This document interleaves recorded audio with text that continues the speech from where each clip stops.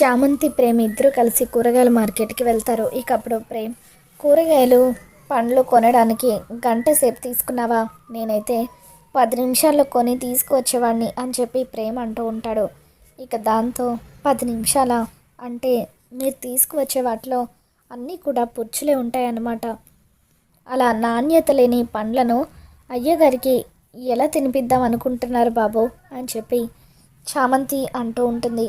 ఒక్కరోజు నాలాగా ఫ్రెష్గా ఉండే కాయగూరలు పండ్లు తీసుకువచ్చి చూడండి, అప్పుడు మీరు గ్రేట్ అని నేను నమ్ముతాను అని చెప్పి చామంతి ప్రేమతో అంటూ ఉంటే, సరే సరే చామ్, ఒప్పుకుంటున్నాను, నువ్వే గ్రేట్, నువ్వు తీసుకువచ్చినంత ఫ్రెష్గా నేను తీసుకురాలేనులే అని చెప్పి నేను ఓడిపోయాను అని చెప్పి ప్రేమ అంటూ ఉంటాడు.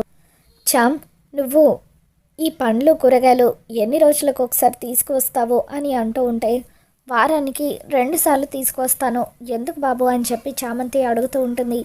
ఏం లేదు, ఇలా నీతో పాటు బయటకు వచ్చి స్పెండ్ చేయడానికి నాకు కూడా కాస్త టైం దొరుకుతుంది కదా, నీతో హాయిగా కబుర్లు చెప్తూ నడుస్తూ ఉంటే మనసుకి ఎంత ప్రశాంతంగా అనిపిస్తుందో తెలుసా చామ్ అని చెప్పి ప్రేమ అంటూ ఉంటాడు.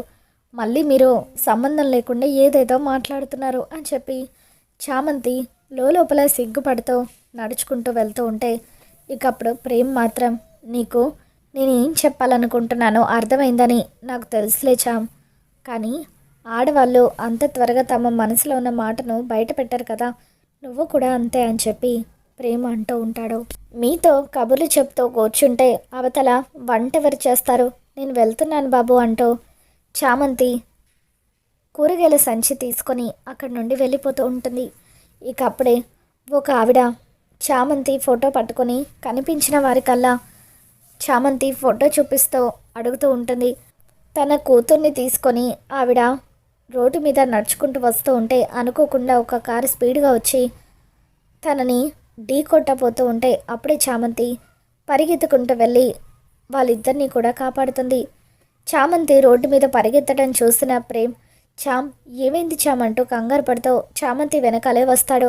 ఇక ఒక్కసారిగా ఆ కారు పక్క నుండి వెళ్ళిపోవడంతో, చూసుకోవాలి కదమ్మా, జాగ్రత్తగా ఉండాలి కదా, పాప కూడా ఉంది అని చెప్పి చామంతి ఆవిడకు చెప్తూ ఉంటుంది.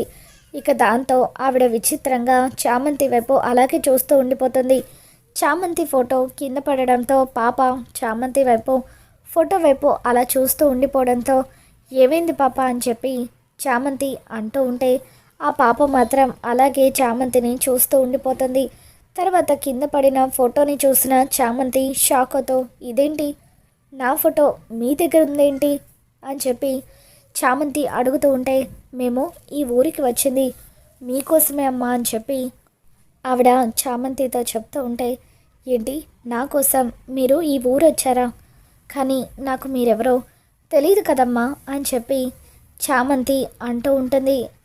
నేనెవరో మీకు తెలియకపోవచ్చు, కానీ మీరెవరో నాకు తెలుసు అని చెప్పి, నా పేరు సుశీల, ఇది నా కూతురు, ఈ మధ్య నా భర్త చనిపోయాడు, ఎప్పటికైనా తను చనిపోతానని తెలుసుకున్న మా ఆయన మీ ఫోటోని మా చేతుల్లో పెట్టి మమ్మల్ని మీ దగ్గరికి వెళ్ళమని చెప్పాడమ్మా అని, మీరే ఇప్పుడు మాకు ఏదైనా పని ఇప్పించాలి, నా బిడ్డకు నాకు మీరే దిక్కు అని చెప్పి ఆవిడ చామంతికి చెబుతూ ఉండడంతో, ఇక అప్పుడు చామంతి, నేనే ఒకరింట్లో పని చేస్తున్నానమ్మా, నేను మీకు సాయం ఎలా చేయగలను అని చెప్పి చామంతి అంటూ ఉంటుంది.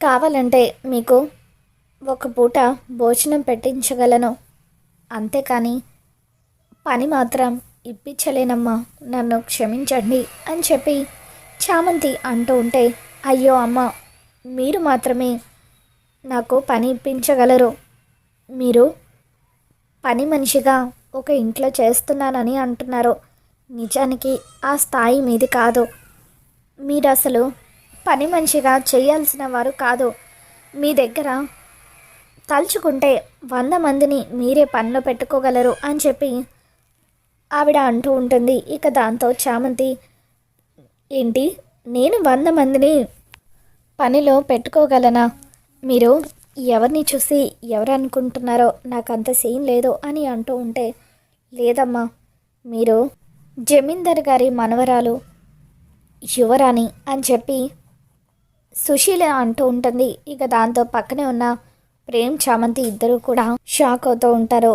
ఏంటమ్మా మీరనేది? నేను యువరానేంటి? ఎవరైనా వింటే నవ్వుతారో. మా నాన్న పేరు రామచంద్రయ్య అని చెప్పి నేను జమీందర్ గారి ఇంట్లో పని మనిషిగా చేసేదాన్ని అని చెప్పి చామంతి అంటూ ఉంటే, లేదమ్మా ఈ నిజం నా భర్తే నాతో చెప్పాడు. ఎప్పటికైనా ఈ నిజం మీతో చెప్పమని, కోట్ల ఆస్తి దుర్మార్గుల పాలు అవ్వకుండా మిమ్మల్ని కాపాడుకోమని నా భర్త తన మాటగా మీతో చెప్పమన్నాడు అని చెప్పి చామంతికి సుశీల చెబుతూ ఉంటుంది. ఇక దాంతో పక్కనే ఉన్న ప్రేమ్, ఒకవేళ ఆవిడ చెప్పేది నిజమేనేమో చామ్, నువ్వు జైల్లో ఉన్న మీ నాన్నగారిని అడిగి ఎందుకు నిజం తెలుసుకోకూడదు?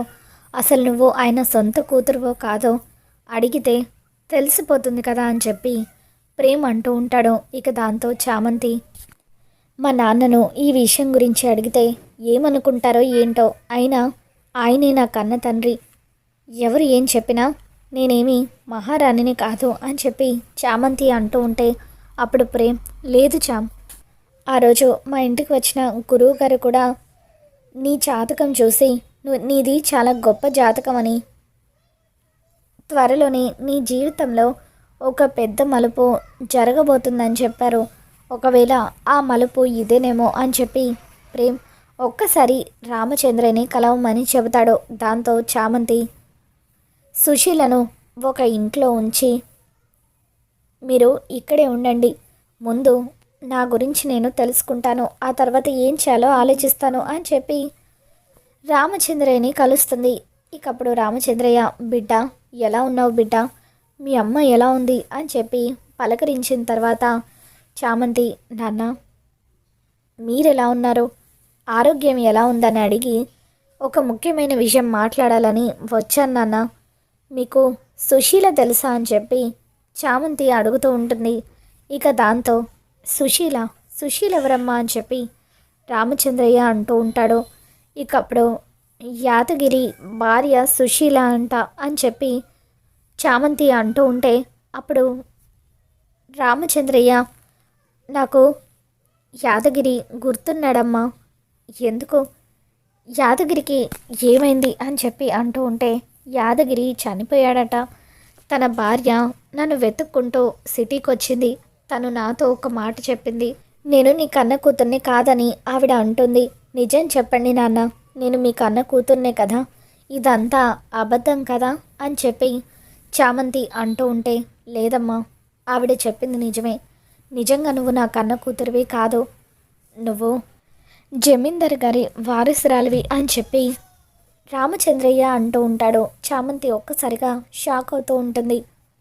ఏంటి నాన్న మీరనేది, నేను మీ కన్న కూతుర్ని కాకపోవడం ఏంటి అని చామంతి అంటూ ఉంటే, ఆ రోజు ఆ రమణమ్మ చిన్నబాబుని చంపాలని చూసినప్పుడు పసిపాపగా ఉన్న నువ్వు వాళ్ళ చేతుల్లో కత్తులు చూసి భయపడి పారిపోవాలని అనుకున్నావు, నిన్ను కూడా వాళ్ళు చంపాలని ప్లాన్ చేశారు, దాంతో ఆ రాక్షసి నుండి నిన్ను నేను కాపాడుకొని అప్పటి నుండి నా కన్న కూతురులాగా పెంచి పెద్ద చేశాను, ఇప్పటి వరకు ఈ నిజాన్ని ఎవరి ముందు బయట పెట్టలేదు, ఒకవేళ బయట పెడితే నీకేదైనా ప్రాణహాని ఉంటుందనేది నా భయం అమ్మ అంటూ, మహారాణిలాగా పెరగాల్సిన నువ్వు ఒక పని మనిషిలాగా నా కూతురుగా పెరగడానికి నేనే కారణం అని చెప్పి రామచంద్రయ్య బాధపడుతూ ఉంటాడు.